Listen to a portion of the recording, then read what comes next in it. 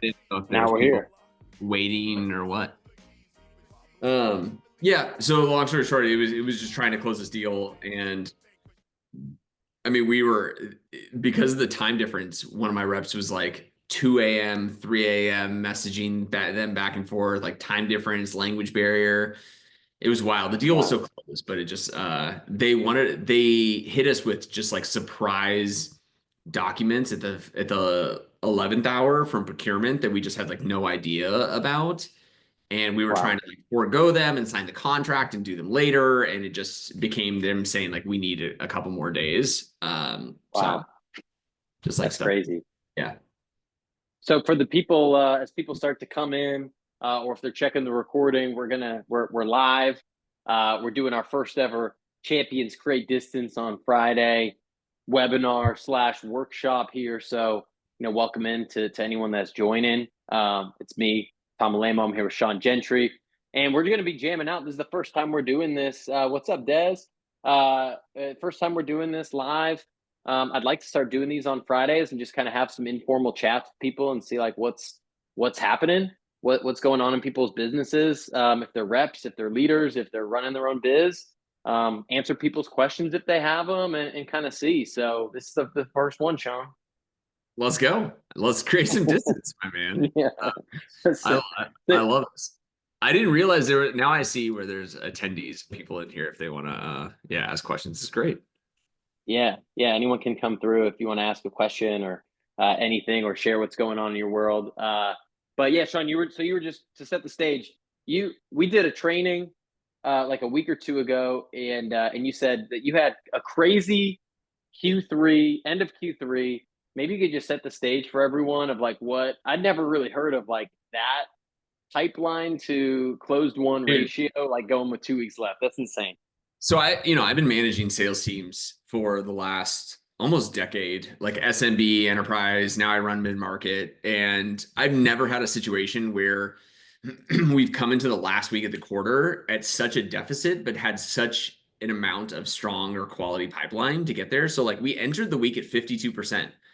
So coming in the last fucking week of the month of the quarter, we needed like $550,000, right? And we had like 800K in the pipeline of really solid deals. And it came down to long story short, I was telling you like we shot 98%. So we basically almost closed everything in our pipeline. And there were a couple Wow. deals that ended up pushing over. And today we already had one close at 12:30. That was a deal from Sweden. We had a couple other deals that like we were texting with last night while I'm like trick or treating out with my kids that are like, oh, I just need one person to sign off from legal. And I'm like, who's that person? I'll fucking call them right now. Like, let's just get this. Yeah.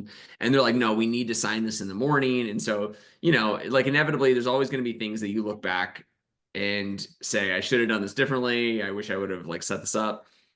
But I had a meeting with my reps this morning, and the couple things that I preach, like it's process over results. And they Mm. went into this week and they executed and they controlled what they can control, and they left no stone unturned. And nothing makes like we fell short, but nothing makes me happier or more proud than like the effort, controlling what you can control, and the continued optimism that they like fought to the very end. Uh, Yeah. and so, yeah, it was a wild finish. Man, that's crazy. And you've been a top rep and a leader at like, a lot of great companies throughout your career too. And I'm just curious, when you hit that point 2 weeks ago, and if there's anyone listening that, some people are just kicking off Q4, some people are a month in already or have different calendars. I find that Q4 is just a crazy time of year, with selling with fewer days because of the holidays, but all this momentum and people are doing planning for next year and budgets open up. Like what did you tell the reps 2 weeks in or with 2 weeks left of like tactically like what needs to happen in these deals that you think made a difference when you talk about like process greater than results? Yeah. So it's wild. We talk about like days left, and especially as we head into the rest of the year. There's only 17 selling days in November. There's Wow. 16 selling days in December, and there's 22 in January. So there's 55 business days in Q1, or sorry, Q4. And you think about normally there's anywhere between 63 to 66. So we have like call it 11 less business days in the next, Mhm. we're the same fiscal calendar as like Salesforce, so a month off. But to your question of like heading into the last couple weeks, whenever like I want them to look at their deals and I've gotten to the point where I've managed the majority of people on my team for over or almost 2 years. So like we have a strong relationship. I trust the hell out of them. They know that I have their backs. But really like I'm asking them to look at their deals and say a couple things. Like number one is how does this deal go sideways? Like where's the risk, right? Like we've got a big saying on my team, no commission without friction. Like there's no deal. Like if you ever have a deal that goes or feel like it's going too smoothly, like that deal's not fucking closing, right? Unless you work in SMB and they're like, oh, we've purchased this before, especially in corporate or mid-market, when you get to like 1,000 person companies, 1,500 person companies, there's friction coming in that deal at some point, whether it's from legal, security, procurement. Like you could get a yes from your champion and you're like, oh, this is going so smoothly. There's friction coming. So I want my Oh yeah. reps, number one, like, where's the friction? Where is this deal going sideways? Why do you lose it? Like, I need you to assess that risk. The second thing is like, have you fully aligned with your champion or EB, your executive buyer, on when this deal is getting done? Like, because we as salespeople can say, oh, that our sales cycle is to close by the end of November. Well, that may not be the buyer's sales cycle, right? And so it's like, are we Yeah. aligning with our champion and executive buyer on when this deal is getting done, right? And do we have something tying them to that? Not like a lot of people will say, like, I don't like discounts. I fucking love discounts because it allows you at least to have something to hold them accountable to, right? So, like, do you have a Yeah. mutually agreed upon time? And then the last thing I'll always ask my reps is like, have we aligned some sort of executive presence to them? So like we love executive emails. I work for a company called Webflow, and it's often that we involve our VP of customer success, or our VP of sales, or our CRO, Mm. or Linda, our CEO. It's like, can we connect exec to exec and make sure that we get people tied in there? And so it's like usually those three things. It's like risk, timeline, executive connections. Mm. Because I can't tell you how many times too, like our champion is going to tell us that everything is fine. I actually have a crazy story about a deal that closed yesterday around this, where last Friday, our champion was like, I've been in SaaS marketing for 15 years. You can quote me. This deal is closing. Like, take it to the bank, blah, blah, blah. And we're like, great, fucking commit that Heard shit. that before. Yeah, exactly. And then we get a Slack from someone on his team earlier in the week. We have like a direct Slack channel that's like, sorry to tell you, this deal's not happening this month. And we're like, what the fuck? Like, this is not what we heard last week. I'm like texting this guy, calling him, email, nothing. And it wasn't until we connected our VP of sales to their CEO that the CEO chimes in and is like, you guys are Mm. off on commercials, you're off on red lines, like this deal is not happening. And we ended up like all jumping in, triaging with the CEO. Long story short, we got the Wow. deal wrapped up yesterday when I went into the day thinking like there's 2% that this deal closes. And we ended up closing Wow. at like 7 p.m. So Wow. if you I've got don't have, questions. yeah, it's if you don't have that like executive presence, it's tough to like get true answers. So, okay. So, and I'll just, for new people that are coming and going from the chat, you could always throw anything in the chat if you have questions or want to learn more about anything that we're talking about.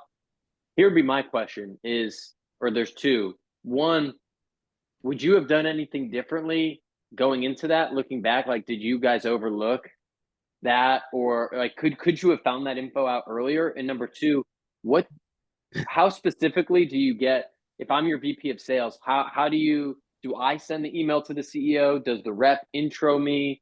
Am I going on LinkedIn? Am I finding a mutual like through an investor? Like how exactly are you doing that? Yeah.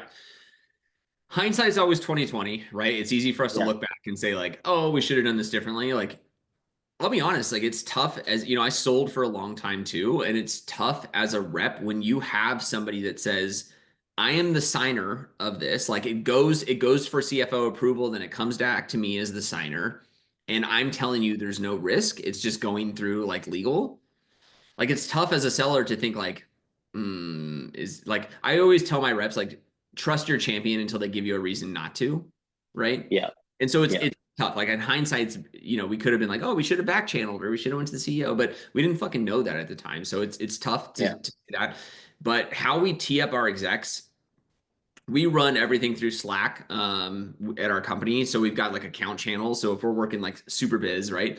And I want my VP to reach out to the CEO, it's like, hey, hey VP, I'd love for you to send an exec note to, Carol over at Superbiz, who's the CEO. Here's her LinkedIn. Just to provide some context, here's where we're at in the deal. This is what the deal is worth. Here's a little bit of risk. Like, just want you to send a quick note, and my reps will draft up a note. Like they'll ghostwrite Mhm. a note that says like, "Hey, we're super excited about the partnership. We heard that we're still in like legal process, and there may be some questions that we can potentially clarify. Like, here's a direct line of communication to me. Let me know if there's anything that comes up." And you'd be surprised at how often execs will share information that the reps don't know about to another exec, right? Yeah. And so Yeah, totally. it's a great way for us to be like, let's turn over this stone. Let's learn a little bit more about this deal that we had no idea about, prior. Have you ever had an exec that isn't down to do that? Oh, absolutely. Yeah. I mean, we've Yeah. execs that just don't respond, right? And you're going to get something that, No, I mean, a exec like oh, on your side, like a leader that is oh not no, trying to get involved in deals. no, never. And I think it's the culture of the sales organization, right? I will say Yeah. that like everyone from our CEO to our CFO to our chief product officer, like everyone is like throw me in deals. And it's just the way that our culture Love is, that. which is super unique and it's something to not take for granted. Because I bet, I mean, what there's 10, 10 people in this, dozen people that somebody's probably like, I don't know if my VP would be cool sending an email, and I'm sorry, but yeah, Yeah. it's just the way our culture is. It's very apt to do that. I mean, I feel like if your VP of sales isn't down to send a templated email that you wrote for them to the CEO of a business Yeah, that you're trying to close a significant deal with, then I mean, what are we even talking about what are we here? doing? I What are we doing? mean, Yeah, yeah, totally. yeah. Okay, cool, man. Well, it sounds like you need some rest this weekend. I don't know if there's any rust for people that are in sales. Like, we joke around enough. It's like sales is kind of one of those professions that you never stop working, right? Like I'm Yeah, out still trick or treating with my kids last night, like texting reps and like chiming into channels. And so we accept this position. I was joking with some of my reps yesterday, going through like the stress of this all. I'm like, we fucking chose this. Like, this is what we yeah, chose to do. And I would argue that there's no better profession. And while there's like so much stress in sales, we do this for the dopamine hits and the serotonin and yeah, the highs, man. There's high highs, there's low lows. But like getting those return signs back and like celebrating, there's nothing fucking like it. It's super fun. yeah, yeah. Totally. Yeah, I was doing a webinar earlier today, and someone put in the chat like, yeah, this is the game that our companies are making us play, and this and that. And then it's like someone else was like, actually, we choose to play this. You don't have to do this.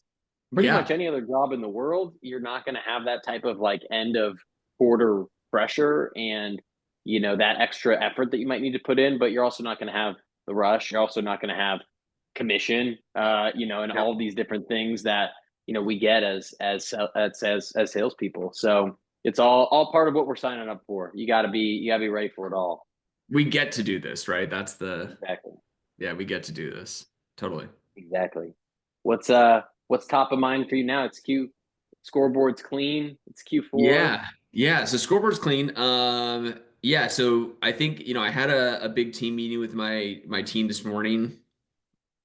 So I got 8 reps on my team. One is a brand new hire that actually, when I was working at Outreach, I had hired them there too, and then I just hired him again because we worked together really well and trust this guy. And then I've got one person out on leave, so I had 7 of them this morning, and the big message was kind of like, hey guys, like transparently, we fell a little bit short. We fell at 98%, but really commended them for the effort, process over result.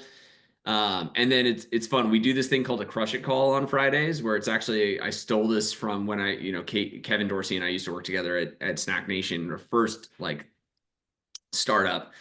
And on Fridays, we would get the whole company together. So not just sales, but the entire company. And we grew from like 50 to 200 people in a couple years. It was like rapid growth. Wow. But on Fridays at 4 p.m., every single Friday, when we were in the office, we'd all stand up, we'd all get in this huge circle. And every single person would go around and do two things. Number one is they would crush somebody at the company, right? And they'd say, like, hey, Tom, like, this week you really helped me out with that deal. You didn't have to, but I appreciate you hopping on and syncing with me, gave me the prep I needed to close this deal, whatever. So you're crushing somebody like a peer. And then the second thing is you say something you're grateful for, and it can't be the weather, right? Because people would always fucking pop out and be like, oh, I'm grateful for sun this weekend. And so it's like legit things you're grateful for. And so we did a crush it call this morning, where I just like I love Wow. that shit because I love like somebody calling out somebody else for their effort or their support. And I run West Coast sales, so I've got reps that are in Utah, Denver, Texas, LA, like all over. And we can't, there's not a lot of that like downtime that you have in the office where you're just like Yeah. chatting with somebody about fucking like Love is Blind or the game last night, Shout right? out to Love is Blind. Yeah, yeah, I had to drop it. So I think for that, like I love the opportunity for somebody to shout somebody out for just like the things that not everybody sees on the scoreboard, right? Which is Mhm. cool. And then the second thing is just like game planning going in. And the two things I wanted to highlight is like, hey, like get out early today. I mean, I don't know if your managers will for everybody that's on this call, but I was just like, hey, like get your shit dialed in Salesforce, Clary, Outreach, and then like take the fucking second half of the day off. Like I want you to have some time Yeah. to rest and recharge after a long quarter. And then the second thing is Tuesday is a big day. Like I told everyone, like Tuesday is a big day, especially as Americans. We have to fulfill our civic duty, whichever way you're voting. I don't give a shit, but I care that you vote. So I told my team, I was Yeah. like, take the first half of the day off or the second half of the day off, block it on your calendar now, and make sure that you go out and vote. Um, and so that was like my two big messages for the team today. Yeah. That's cool. That's a cool message. So do you do the crush it thing do you do that every Friday or I once tr- a quarter or So like, normally I do it once a month. yeah. Is that we meet on Friday just because like I'm the type of manager also that I don't love to have team meetings on Fridays. Yeah. Um, I feel that. like I always get frustrated when people put team meetings on my calendar on Fridays. Like, Yeah. uh, it's funny. I'm based in Seattle, so like right now it's funny. We were trick or treating last night, and there was like it dumped fucking rain on us. It was just like brutal. Oh, And really? but during the summer, Goodness. it's so nice. If you ever come to the Pacific Northwest, Tom, you got to come up. Um, Yeah. and it's amazing. And so on Fridays, I usually tell my team, I'm like, dude, get all your shit done and then like go out, enjoy, being outside and taking care of yourself. And so I try not to schedule team meetings on Fridays, but I had one today as like a recap of Q3 and then like a crush it call. But sometimes normally I have my big team meeting on Wednesdays and then we'll do a crush it call there as well. That's cool. I might steal that crush it call. I might use that. I've got a small team that we do a team meeting on Fridays, and we do in the Kaizen community. We've got office hours every Friday afternoon that a handful of people will drop in. I think I might steal that today, Dude, and maybe we'll do it when we're down in Arizona next week. yeah, yeah. No one will ever think it's a bad idea, right? Like Yeah, crushing somebody else just always makes you feel good. And then we just don't spend enough time talking about what we're grateful for, right? Like I think yeah, just in general. And so I think it's always whenever you can bring people together and have kind of like a pattern break from the norm. You think about most mhm, team meetings and it's always just like housekeeping items for the company or forecast updates and reports. It's like I try to do my best as a sales leader to realize at the end of the day, like number one, we're all just people and like it's just a fucking job, right? Like as much as we want to take this seriously, like we do this to do other things more enjoyably, right? And whether that's like you yeah, want money to go on a trip and travel, you want to be able to like pay for your golf rounds or whatever it may be, like pay for your fucking drinks. I don't know, whatever it is, like you got to have some source where you can bring this back as a culture and as a team to yeah, just like have a pattern break out of that normal sales um, chat and do something fun. yeah, yeah, and just reward also just after having like a hellish week or two of trying to close deals and things like that, of just like having some downtime, I'm gonna throw my crush out there to the people that are in the room right now. Yeah, man. Atchison, Alex, Dez, Jolie, Julio, Cashish, Lewis, Tyler. Appreciate people that are here, showing some love to them. If y'all have any questions or thoughts for me and Sean, Yeah, please drop them, man. I'm happy we're to down answer to anything while we're here. we're down to hear it. Yeah, man. It's I like talking about all this type of stuff because we do sign up for all the stress and we sign up for the pressure and we sign up for the ups and downs. But I think that there are great leaders out there that can find ways to still make it fun, that can find ways to still make you feel connected to the team or to the company and things like that. And it's a lot harder to do it, virtually. And just finding some sort of rhythm to that, I think is Yeah. really important just to probably keep people engaged, and keep people, excited to be there and excited to do the work each quarter. Yeah, if I mean you said the magic word, right? Engagement, and it is so tough. Like I think about it in a remote environment, especially as a sales leader, like there's truly nothing more important to me than like hiring and retaining the best people, right? And right now, if you think about it, if you're a seller, it used to be that if what 5 6 years ago pre-COVID, when nothing, I say nothing, but the majority of sales roles were not remote, right? Like, Hmm. and if you wanted to go to another company, that would mean you would physically stop going to a company and you would have to physically go and interview at another company. And then your whole day slash life could potentially change if you take a new company. There's a different commute, there's a different structure in the office, maybe a different attire. There's like a lot of things that change. And Mm. today, if you wanted to go work for, Superbiz instead of Acme Corp, the only thing that changes is that you log into a different Zoom link, right? Like, Yeah, it's like that's crazy. really the only thing that changes is like you quit going online for one company and then you start going online for another one. And like realistically, your mornings aren't going to change. You probably don't have a commute. Your attire probably doesn't change. Like you're still wearing fucking Viore shorts and a button up. Like, there's nothing that really changes. And so it is Yeah, so much harder, I think about as a sales leader to retain great people. And so it's so important to me that like through my reps, I treat them like yeah, shout out here. I'm just dropping bombs on Viore. I'm wearing Viore joggers right now. So what up? love But it. I want people to feel challenged. I want people to feel fulfilled, feel engaged through the week so that like I don't take it for granted that they choose to click that Zoom link every day, right? And show up to Yeah, work with me, show up to work for this company. Like I just don't, you can't take that shit because it's true. Like as a sales leader, there's nothing that makes my job easier than hiring great people. There's nothing that makes my job yeah, easier than hiring people that aren't the right people. So I think it's yeah. a big thing. Yeah, the team is everything, man. And I'm in my world, I'm bringing on my first ever help in the sales department at TA Sales. So I got a couple side hustlers, two that I brought on this week that are going to help to try to grow as we're in Q4. And it's my first time really hiring people. I was a frontline leader a number of years ago, but inherited a team. And Yeah. it was during COVID, and so the company wasn't really growing, and so I kind of had who I had.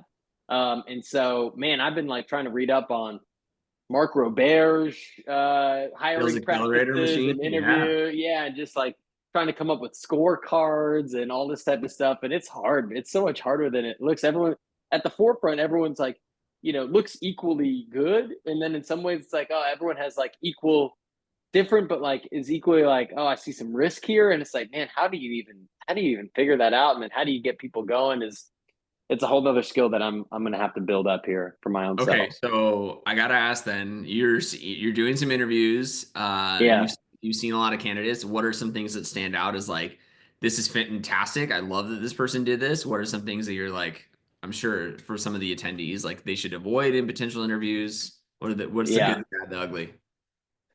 Yeah. I think a few things. I think the things that stood out are,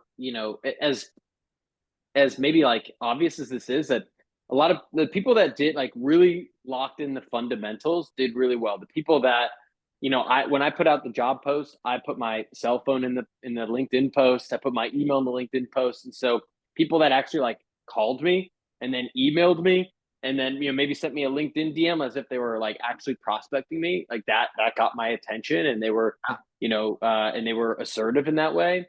The second step of the interview process was a mock discovery call. So some people would send a note the day before as if I was a prospect, setting the agenda. They'd run a tight call. They'd land next steps, that type of stuff. I found urgency throughout all this. Like if I say, hey, like, let's go to the next step. I'll reach out to you by the end of next week. There would be people that would text me or call me on that Friday and say, hey, I haven't heard from you this week. Know you were making your decision, blah, blah, blah. And like, to me, that means like, okay, you're into this and like, this is Yeah. important to you.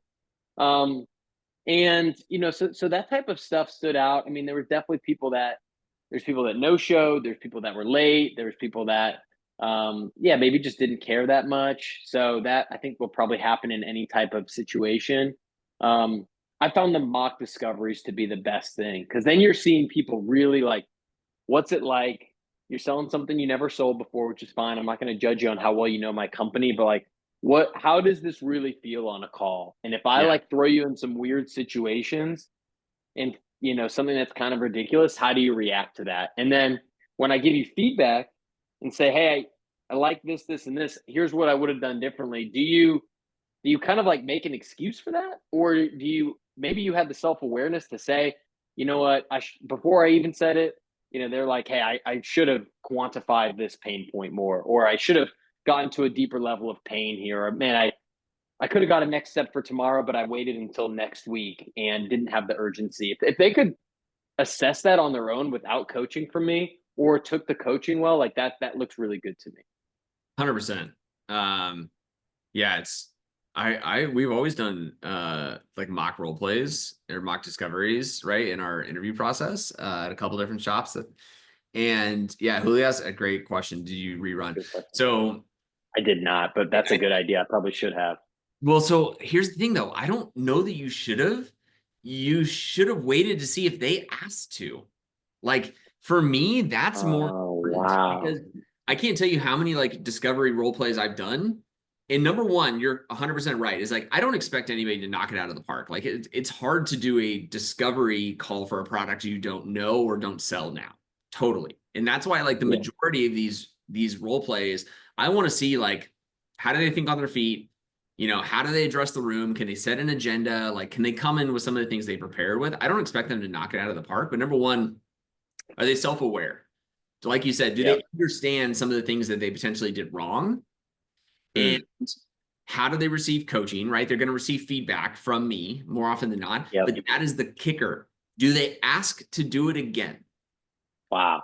Right? Because if they say like, "Oh, Tom, that you're 100% spot on. That feedback makes a ton of sense." Like, we got 2 minutes. Do you mind if I try it again? Like, fuck yes. That's the person I want to hire, Wow. right? That's badass. No one has done that, but I Right? like But it. that's it. Like, that's the type of person you want to hire because that's the person that's going to like sales. That's why like sales and sports make a ton of sense for me. And I know there's feedback. I'm like, oh, you shouldn't equate everything to sports. Totally get it.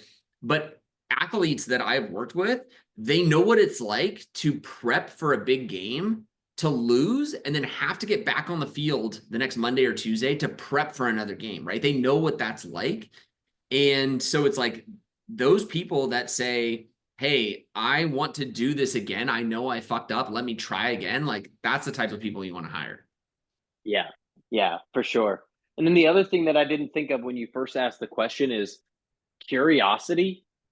And how, like, there's some people that would show up to the interview and they did a lot of research on me or the business, and then they you could kind of tell by their questions that they had envisioned themselves in the role and were trying to figure out like what what would that look like how would I actually build pipeline, what would this deal look like, what are the problems that XYZ person had, or I saw this client on your site, like what was the process when you brought them on, and like to me versus like, I don't know, you look up Chat GPT, what three questions should I ask at the end of the interview? And you ask about the comp and the culture and the vacation policy or whatever. Yeah, I yeah. don't know. You probably wouldn't ask about the vacation policy, but things like that are out of the When was box, or did lunch? it come from? Right. Yeah, Yeah. yeah. Or did it come from a place of like, well, you're really trying to feel out and like really understand the biz, and um, I think having those direct combos like you do with like you were saying with buyers at Q3, so like if I have a concern about someone or hesitation, I just tell them right off the Yeah. bat. And it's like, hey, here's where I'm thinking. I'm hiring for a side hustle role. So it's not full time. So there's obvious kind of like risk to that. It's not someone's number one priority. I'm not their like full time boss. I'm not paying their benefits. So there's all these reasons why it might not work out, or they might not put it in. And so like I'm trying to kind of like pressure test that and almost paint the picture of like why this is going to be really hard Yeah. outside of your full-time role, outside of your family or friend obligations that you have, and just like kind of see if people are down for that or not. And a lot of people dropped out and kind of disqualified themselves, which Yeah. is cool with me. I Fine. respect that. Almost looking for that Mhm. because, on paper, everyone look, it's pretty easy to look good. So it's like really trying to feel that out, like where there's hesitation. Yeah. And it's like it's gonna make your life much easier too, to some degree, if the wrong people weed themselves out, right? Yeah. Like one guy I brought on, here's an example if anyone's out there. After the conversation, he sent me a 15 to 20 page Google document about what his sales philosophy and sales process was, and talking about how he, goes about his outbound, what he thinks about in terms of like consultative selling and this and that. And like, he definitely did not just write that, in the 30 minutes after our call. He had that just like ready to go. Ready to And go. so, like, to me, that's like, all right, I see how your brain works. Yeah. I've got another guy that I'm talking to that he's a sales leader and he's training his team. And so he's just sent me I haven't looked at him yet, but he just sent me Zoom recordings of how he trains his team to do discovery. And so it's like, all right, cool. Now I can see what do you really do? What are you really like? How do you operate? And we can really see, are we compatible here or not? Like that, the show me stuff and the receipts, I'm really big on. Yeah, huge. That's, whenever somebody's like, "Oh, I finished at 127% of quota," it's like, "Great, show me." Right? It's like I can fucking write anything on my resume. I finished at 800%. It's like I want to see the receipts. I want the Salesforce. So show me the Salesforce dashboard. That's it's like Show show me me the the Carfax, right? W2. Yeah, yeah, Yeah, yeah, but it does mean a lot, right? Because the way like people treat an interview cycle should be how you treat a sales cycle, right? You should be the yeah, same thing where they're like sending the prep docs or sending the follow-ups. Like it's that you think about it as you would run a deal cycle in the same way. And so that's how I would think, like tell any rep is like treat this as if you're selling. And the reality is that, dude, right now, like let's say somebody's trying to buy outreach, right? And this is a company that doesn't have outreach. They're likely going to submit an inbound form at outreach. And within the next hour or day, they're probably going to submit one to SalesLoft, one to Gong, one to, Groove. Well, Groove is owned by Clary. Like they're going to submit around. And the yeah, reality is that if you're selling a product, especially a SaaS product, you have major competition. yeah, And so many reps don't think about how often they're getting outsold, right? yeah, Like by another rep totally. whose product probably isn't as great. Like there's a deal I'll never forget when I was selling at Outreach and we were in a heavy sales off compete, which happened with 90% of our deals.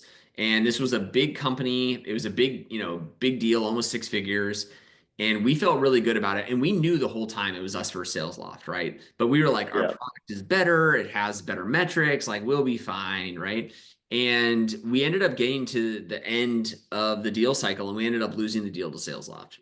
And, I reached out to the VP of sales and I said, like, hey, like, it'd be super helpful for me, sales leader to sales leader, if you just provided some context. Like, did we not fit the bill on product? Like features, functionality, what was the deal? And he said there was two reasons why they chose SalesLoft. And number one is that the sales rep from SalesLoft was bringing in customer success leaders through the mm, process to show them what it would be like post sales, right? So he yeah, said, hey, this is going to be a long-term partnership. I want you to meet your CS rep. I want you to meet your CS leader. Like these are the people that will be holding your hand through implementation, through product, which we didn't mm, do. And then the second thing, which really stood out to me, is at the later stage of the deal, they sent over this Excel doc of like all the features that they wanted to have, right? And they were like, Mm. basically, here's the features, and then here's a toggle for yes or no. Just please go through and check, do you have this or do you not? And so my rep and his solutions consultant went through and just checked yes or no, sent back, and was like, great, we have a lot of the stuff. And we were confident that we could beat SalesLoft on features, right? Yeah. What they said the sales loft rep did is they went through and did yes or no, but then they added a column to the Excel doc on why it was important for the customer and how it's going to impact them in the future. And so they added all of this documentation of like, hey, we have this, but here's why it matters to you, and here's how it's going to Mm. help you. And like went the extra mile, and they just fucking outsold us, you know? Yeah. And Yeah. so it's like a good lesson for all of my reps and people is just like, don't rest on the fact that if you think your product is better or cheaper or more efficient, it's Mm. like you're gonna get fucking outsold by somebody else Yeah. out there that's hustling. And everything is an opportunity to sell it. It's like that. In your case, you and the rep, like you probably did a good job on discovery. You filled out the sheet. You probably did everything on time. Like you didn't. It's Oh not that you yeah. did anything wrong, but it was just like, man, this person found a couple opportunities to just like add Mhm. a step. And yeah, I've noticed in a few deals that I in my own business, I won a very competitive deal against a big name trainer last month, and it's tough to win those. As like a relatively new, kind of like I consider myself more of an underdog in what we're doing. But like I got on with their new enablement person. She felt overwhelmed in her role. That same day, I introduced her to the top three enablement people I know in the industry to make connections so she could learn from them. I found them job applicants for a role that they were hiring for. I introduced them to someone that they were trying to scope out for RevOps stuff. I sent them a couple, recordings of trainings that we've done. I invited them to a live boot camp so that they could see us in action. And so I stacked these like 4, 5, 6, 7 things on top just as the point to be made of like, if you want cookie cutter, bigger name, go over there. It's all good. But if you want the team that's going to, really customize and really like go all out and, can offer all these other things and be more of a Swiss Army knife, then, we're your people. And so I think leaning into what you're good at, leaning into, even like what your weaknesses are to try to turn them into a strength. And, you can't get complacent because you've got a good product or a better price or whatever it is. It's tough out there. You're gonna get beat. That's it. Gonna get beat. You're gonna get Yeah. beat. Well, I don't know, man. We like these chats. I like talking shop. I hope people got some value out of it for the people that have stayed around, or if anyone's checking out the recording. This is our first session. We're gonna do some more. Me and you are finally gonna meet in person next week down in Sedona for the Kaizen Collective Retreat. I don't know, man. Any other thoughts top of mind you want to leave people with? No, man. I mean, I think like I really appreciate this type of forum. I think just in the sense that there's a lot of great knowledge that needs to be shared and can be shared, and especially like free flowing chats like this. And just for if anybody's still on, like hit me up on LinkedIn. Always happy to chat about this stuff. Mm, Like I love geeking out about sales and winning deals and sales methodology and coaching. Like that's my jam. So yeah, excited about next week going down to Sedona and getting to jam in person. And yeah, man, hope everyone has a great weekend. Grateful for the yeah, weather. yeah. It's like Grateful. 48 and raining here, so I'm definitely not grateful for the weather, but yeah, it's good, man. My crush goes out to Sean, and I'm grateful for the weather today. That's We'll it. leave it on that. If you know, you That's it. know. That's All it. right, appreciate everyone showing up. Appreciate you, Sean. We'll be back Yeah. with some more of these in the future. Awesome. Thanks, dude. Bye. All right, see you.